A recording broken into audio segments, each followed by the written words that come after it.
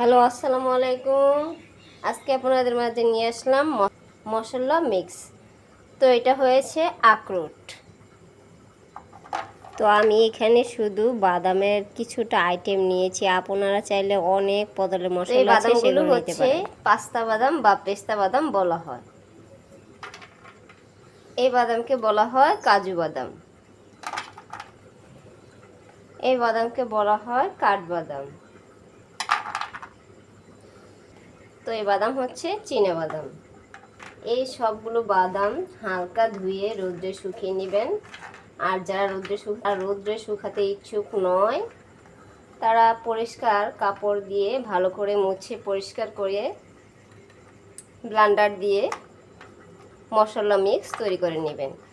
এই মশলা মিক্স রোস্টের মধ্যে বা গরুর মাংসের মধ্যে বা মুরগির মাংসের মধ্যে দিয়ে রান্না করলে অনেক সুস্বাদু একটা গ্রান তৈরি হয়।